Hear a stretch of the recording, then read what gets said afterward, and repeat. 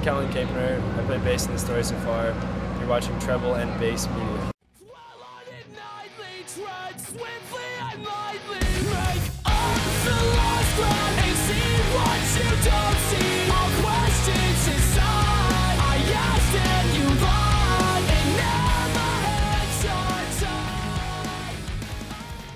Oh, a dream tour.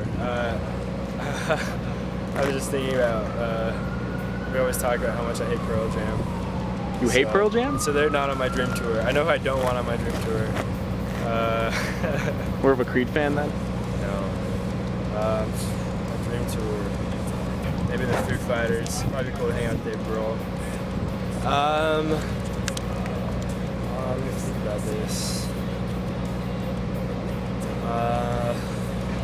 Man, I haven't thought about any of these things. So it's like, yeah. Oh, definitely. Who's the guy?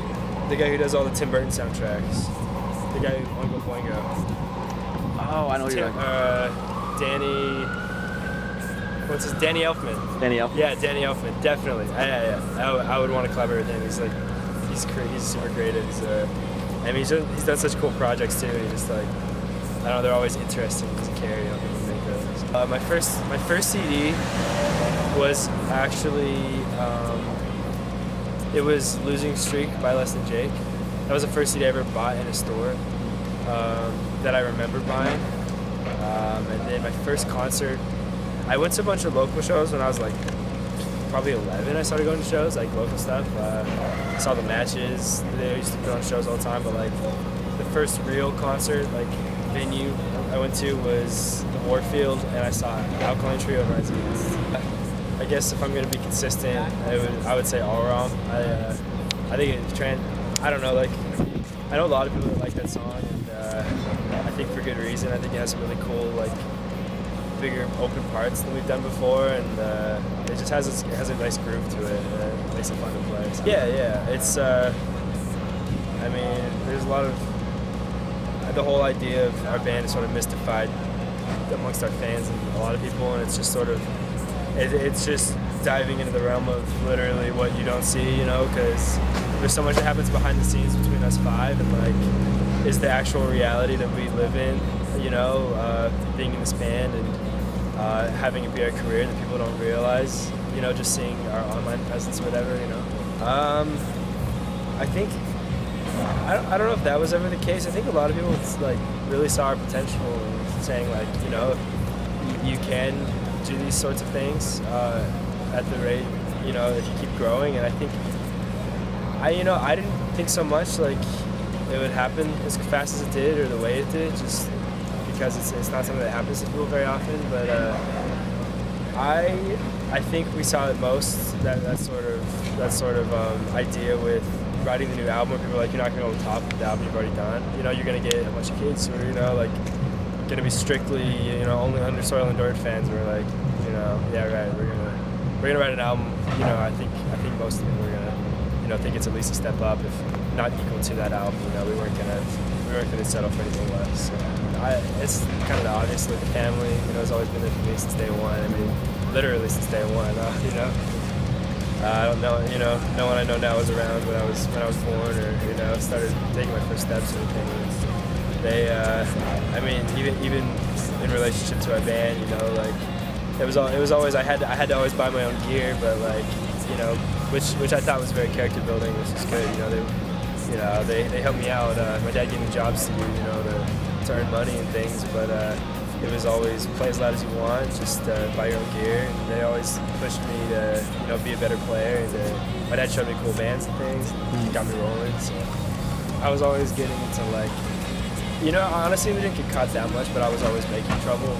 The most trouble I probably got into with the law was one night we went out and for no reason we were just egging houses, and that's not obviously the worst thing I've ever done, but like, we egged some house, we didn't even know whose house it was.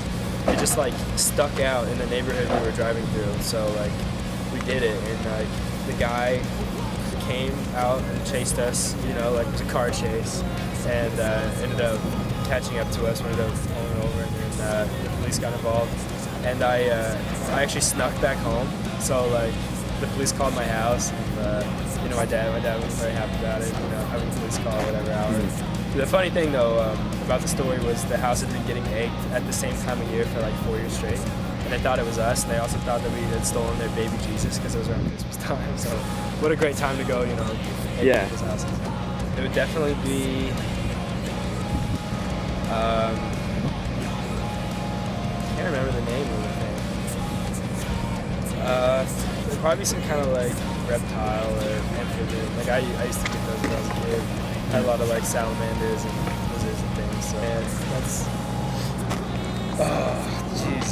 I'll probably, I mean, growing up, I'll probably say the most influential bands were Matches, definitely about 1979, Foo Fighters, AC/DC, and I'm debating this last spot. I mean, you gotta lump it all in the 5, but it's a good question, man. We'll say the 5. We'll leave 5 ambiguous. There's just too many. It's. I mean, we might throw something out. You know, nothing yet. But who knows? We're pretty spontaneous, so I'm not gonna say no. But we'll be on the tour. This is pretty much.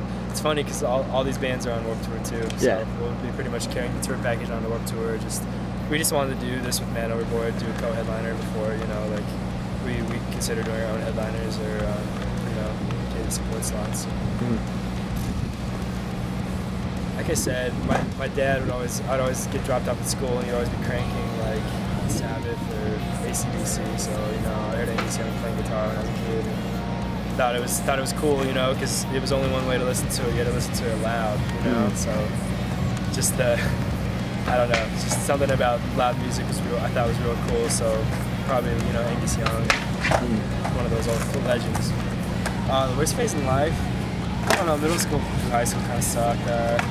Definitely had a lot of friends, like, I don't know, they graduated, you know, ended up getting sent to like boarding schools and things, so like, at some point it was like, you know, you kind of run around at lunch, and, you know, have no place to go really, so I ended up actually selling candy at school, and that actually, you know, brought a lot of happiness into my life, being able to like wander around and do that, and then got involved with the Best Buddies program that helps special needs kids. So like, started doing a lot of service. Went to Peru, did a service project there, and kind of started getting more involved. So.